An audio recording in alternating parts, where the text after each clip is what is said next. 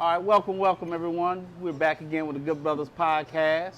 As I mentioned last week, we got a special guest, unfamiliar but familiar, Uncle Neely. Uncle Hey, Neely it's here. like 3636 Mafia album, the most unknown knowns. Yeah, right. Most known unknowns.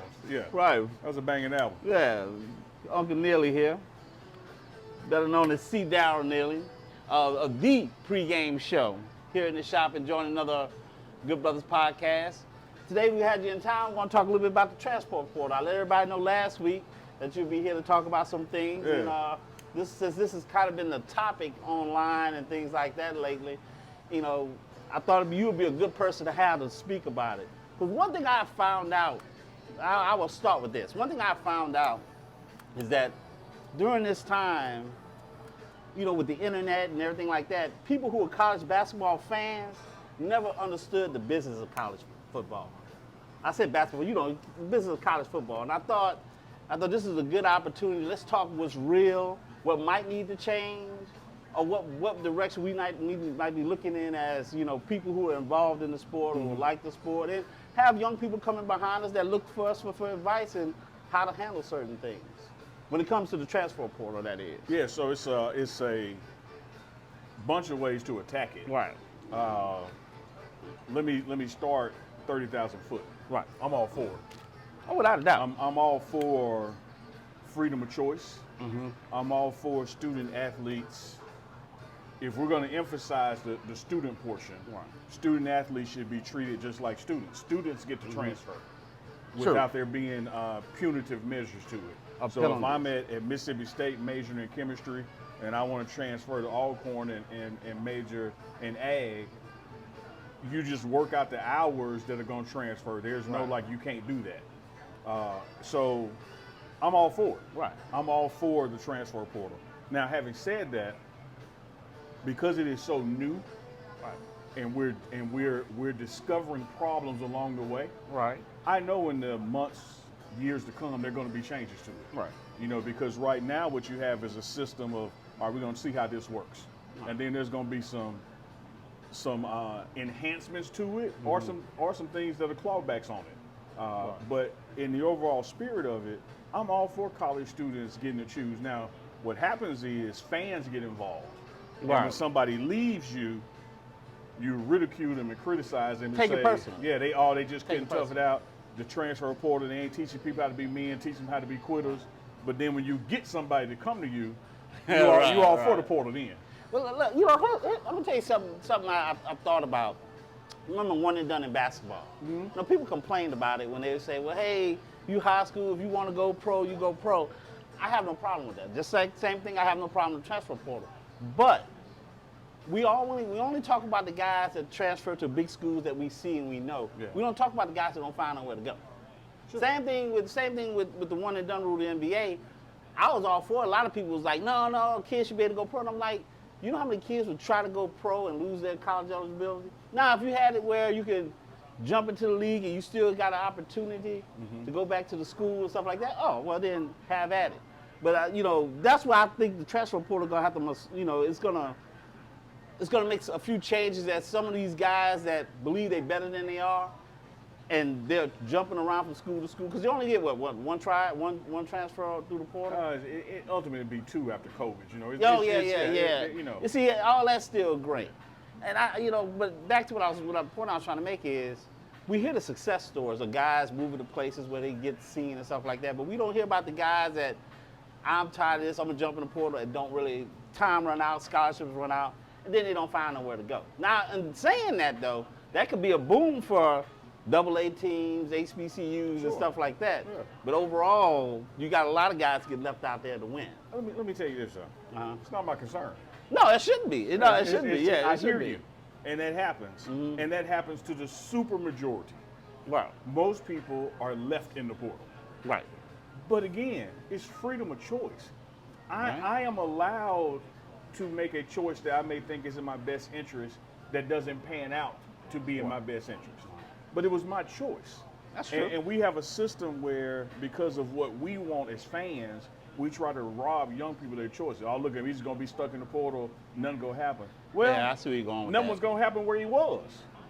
look how many people who are 35, 45, 55 that should have been quit that job. Right. But they didn't want to hop in the employment transfer portal. They just want to stay at that job, Right. where it's safe or whatever.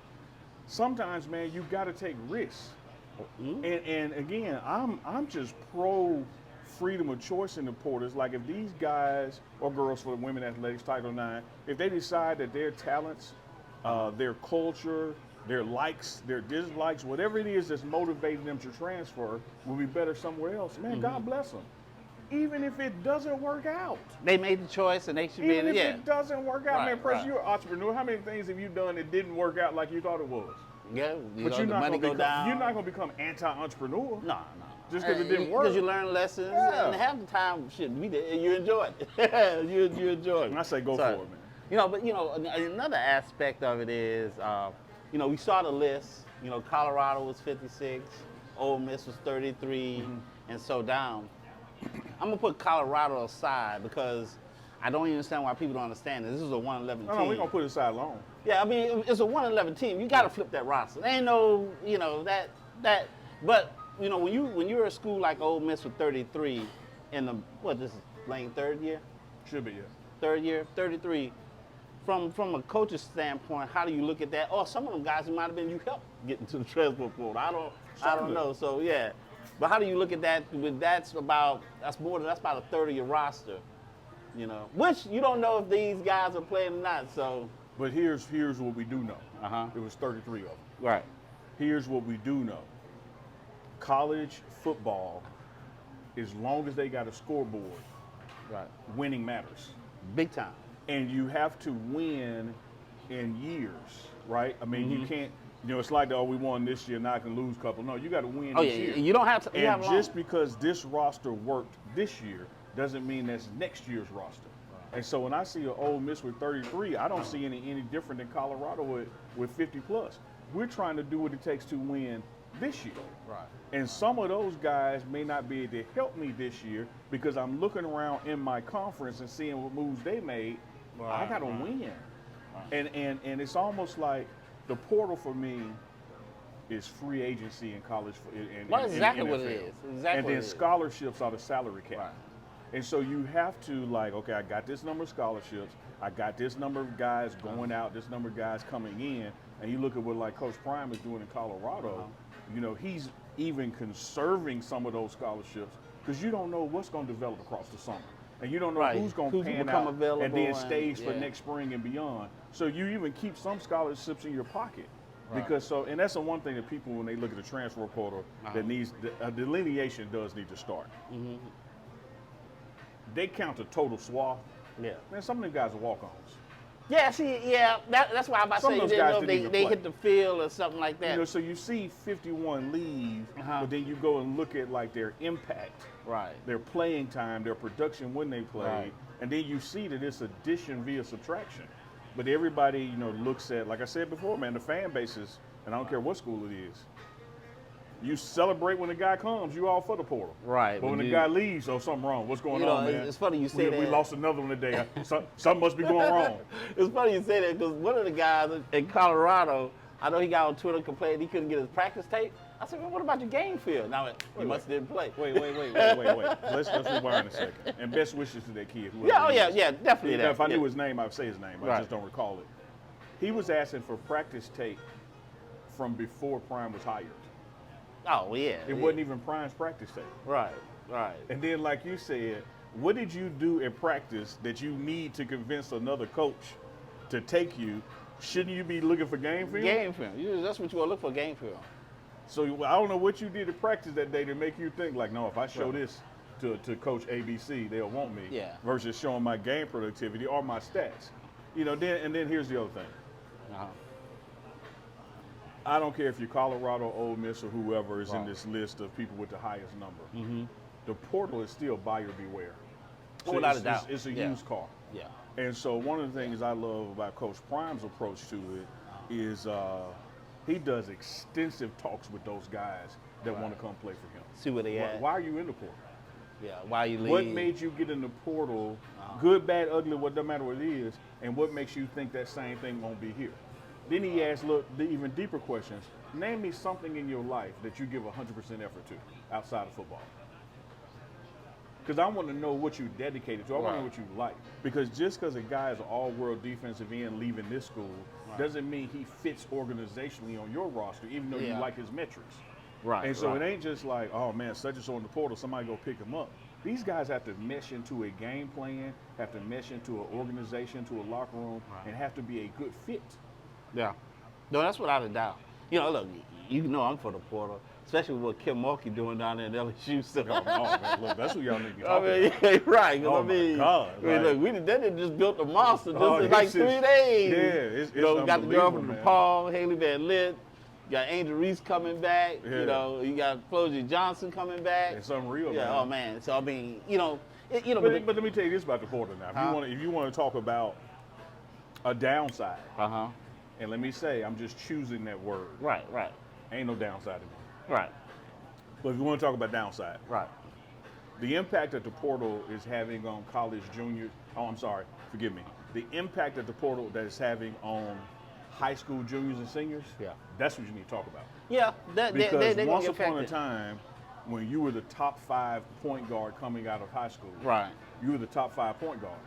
Right. Well, now when you're the top 5 point guard coming out of high school, and then you have 50 point guards with college experience in the portal, you ain't top 5 no more. No, you're not. Yeah, and so when these scholarships start getting offered, you know, in your junior year and your senior year, you might want to look at taking them. Because that same offer might not be there in 12 months, 6 months, 18 months. Especially what you said earlier, with if coaches got to win now, you know, look, a great high school, unless you that top 1% high school kid, I'm gonna take a kid with 2 years experience playing in a big conference, and I'm gonna take him before I, you know, go down there. But there's the opportunity outside of the Power Fives, the mid-majors and HBCUs. Right. That's where their opportunity is. Yeah. Because you're gonna have guys coming out of high school that are not going to be able to stick at some of these Power Fives or get offers like they once would have, because the Power Fives are going to be focused on milking their portal.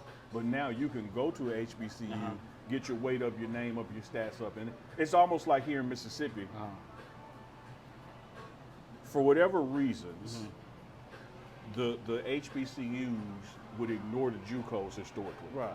So a kid would leave Mendenhall, go to Colin, and then go to Alabama, Auburn. Right. When he could have just gone from Mendenhall to Jackson State or Mendenhall to Alcorn. Right. You know, but the HBCUs or mid-majors didn't want the kid. Go the JUCO route.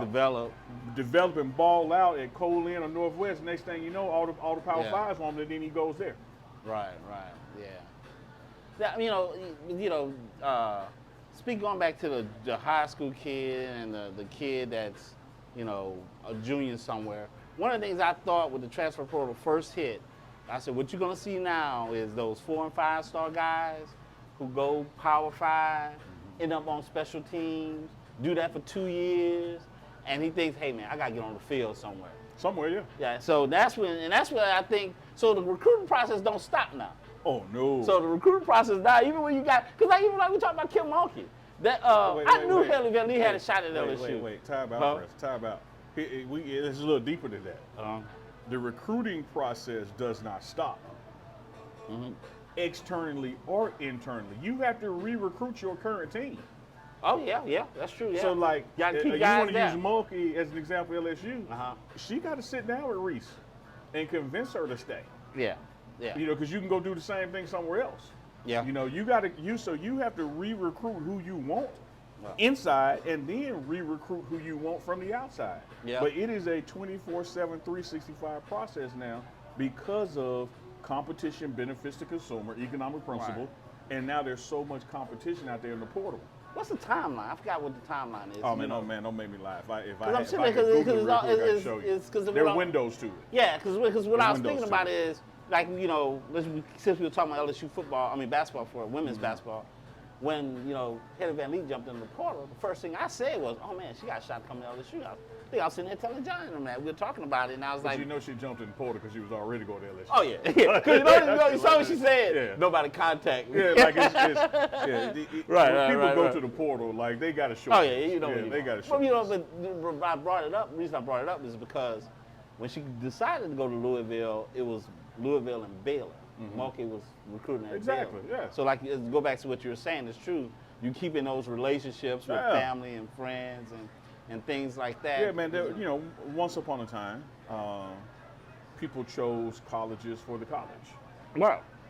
Past 20 years, and then with a tremendous spike the last 5 years, man, kids are choosing the coach to play for. Denny Crum ain't in Louisville no more. Right. So like the mystique of playing at Louisville men's basketball, with Crum or Patino is like different. Like you and I grew up with a affinity for a particular university. Right. Like if you basketball, it didn't matter who was coaching UNC. Right. It didn't matter who coaching IU. Well, now, man, you when coaches you move, about you with want the name was on front of that jersey. guy. Yeah. I want that guy to build me. And that's one of the things, like with Coach Prime, he's like, you got guys, particularly out of Florida boys, guys at Florida State, high school in Florida, they want to play for Deion Sanders. Wow. Deion Sanders in Colorado. The guys who were at Jackson State with him and hit the portal, they were going with him. So it's not necessarily a Colorado thing, it's a head coach thing. Right. And Mulkey was able to like, hey, let me get her. Yeah. You see what I did? Yeah. Help me do it again. Yeah. And I figured she wouldn't get a chance. She didn't get a chance to that. Yeah, we got a chance to see that with just what she brought to you. Listen, it's unspoken that she got it in her second year, which was great. Yeah. With women basketball LSU being big, she's gonna have to maintain that. But I look at a guy like Jay Johnson. Jay Johnson with baseball. Jay Johnson been #1 all year. But that's LSU baseball. If he don't go to the World Series, this season's a failure. So when you take those jobs like that, that comes with that.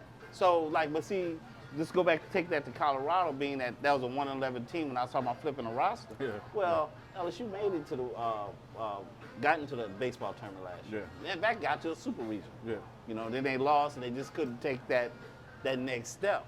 So with that being said, with this flip of the roster right now, how long you think that process be before you get because it's a longer process now, before you get your guys there. Because you need your guys at least play a year or two with you before you're ready to take that next step. I think the process is a process. I think this is going to be an annual thing. I don't think you're going to have Colorado specifically. I don't think you're going to have 50 plus next year. No, I doubt that. Yeah. But you see, I think the answer in college football is going to be 15 to 30 every year. Yeah. Because again, if I didn't get it done, I know what I'm missing. Yeah. Right? If I did get it done, I got to replace what's leaving. Right. So either way, you have a formula of what you have to do to win your conference or win the national championship. Right. Well, I got this leaving, so I got to get that. Yeah. Or Preston got this. Right. So it's almost like the original Batman, man. Where does he get those wonderful toys? Like, I got to give you some toys. Like, I can't compete. Like, look, the Joker had all the henchmen. Yeah. He had a wonderful toy. Wayne was coming with the wonderful toys, man. So these guys. But he did have his #1 guy. He had his #1 guy. Yeah. He go through the #1 guys. Right. I think he killed like 3 of them. Oh yeah. He got the guy #4. And we all don't know. We talk about the original Batman, Michael Keaton. Yeah. Jack Nicholson. But yeah, man, I think it's gonna be interesting to see how this all pan out. But one thing I did say is that I wanted to bring this up with you too, is when it comes to some guys, it's gonna be just as important to have people around you who can tell you the truth. Oh, absolutely. So like, hey man, I know you was an All-American in high school. Absolutely. And he got you playing behind a guy you think you're better than. But do you really want to leave this program that is starting to build something with you? Yeah, absolutely. And jump into another program where you got to start over? Yeah, no, that you have to have, as they said in Brother Wilder, you got to have a brain trust. Right. You got to mass communicate. about where you at. Because the grass ain't always green. Nah, and see, I think a lot of guys going to get caught up in that. Let me say this. Whereas I totally agree the grass ain't always green, I'm going to always defend your choice to choose which grass you want to play on. Oh, yeah. Like, so I don't want to throw the system out because it didn't work for somebody. That's life. That's life in America. And if you make a bad decision, you just got to live with it. Thank you. So I know I'm with you on that. But there are some people who get in the portal that should stay where they are. Right. You know, but then there are a lot of times we as fans, we assume why people are in the portal. Yeah. Oh, he just can't take it. He is all, man. The dude, mama might be sick. He trying to be closer to home. Be closer to home. You know, Or it could be selfish. Remember Eric Gilbert for LSU? He was homesick. You know, Then he ended up jumping like 3 different schools. There are some markets. There are some markets where NIL opportunities are limited, just because of where you are. Right. So, for instance, we're here in Mississippi, HBCUs. Let's talk about swag. You got more NIL opportunities in Jackson or in Itta Bingham. That's true. That's true. So I might be second in Valley and then have to be second or third at Jackson State. But when you parlay in the number of barbershops and small businesses and television stations, you know, and social media footprint, you know, I can parlay my NIL better at this location. Yeah, that is a big Reese part. at LSU said, I ain't trying to go to the Yeah, WNBA. right. I was just about to bring that up because you know when they on the alumni boards and stuff like that, they always put NILSU. So Yeah, I mean like, that is just why because I would think they we got have like to leave? LSU women has the 3 of the top 5 NIL. With boys too. Yeah, like, with boys. I'm talking about 3 out of the top 5. Period. Yeah. Because Olivia Dunn, gymnastics, Angel Reese.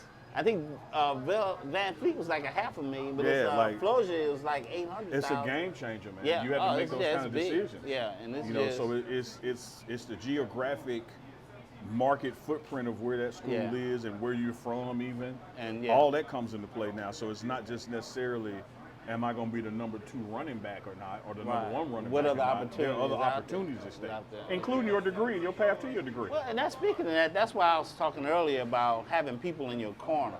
Because let's be realistic. Most of you ain't going to the professional league. No. So, but here's the part that people don't talk about. It is important. Jackson State. I did not go to Jackson State. You've been knowing each other since I came to Mississippi. And Jackson State became family through your family. But the relationships you build when you graduate from college, the alumni base, the business base that graduate from there, I think sometimes, even in sports, we don't sell that to athletes. Like, hey, look, man, you get your degree from here, you're part of a network that's going to try to help you succeed. And in context, look at the love for Shiloh Sanders, who graduated from Jackson State. Right. You know, finished that spring semester, literally is now a member of the Jackson State Alumni Association. Right. You know, you don't have to read the tea leaves. Surely he's going to enter the grad school of Colorado and play there as a grad student. But he has something that he'll have forever from Jackson State. Yeah. Like he's going to be coming home 20 years, 50 years from he's now, part of the family. Yeah. All them guys are. Yeah. All them yeah, guys they are. Yeah. Don't get me wrong, because they were there. Yeah. And you know how it is in college. Everybody don't graduate anyway. Yeah, right, so right. I went to college with you, don't mean we graduated together. So it's all love, but it's almost like being in the NBA and then being in that fraternity of people who actually have championship rings. Right. Like, you know, there are events Charles Barkley can't go to. Yeah. Oh, Charles that dude. Right. The round mound, the rebound mound is a god. Right. But he can't go to that Champions party. Yeah, you know, Shaq and them always spoke with him about that too. Yeah, it is what it is, man. It is what it is. You can't deny that. Man, shout out to Shiloh Sanders again. Congratulations on their graduation. Yeah, graduating. Man. Yeah. I saw he did the what you call it across the. We had a little. Oh, he loved that. Little side bet, little motivation. Right, I was talking to some friends of mine. Like, man, you think he'll do it? I said, ain't no way he ain't gonna do it. And then I primed the like, hey man, you know you gotta do it, because I bet these dudes you ain't gonna do it. Oh, that was a good deal, man. Good deal. But look, man, it's always good to always have you in town to get on the Good Brothers Committee podcast. Man, you know, when I'm home, I'm coming to church. There you go. You know, I didn't get a chance to mention earlier. You know, today we spoke at the Good Brothers Cigar.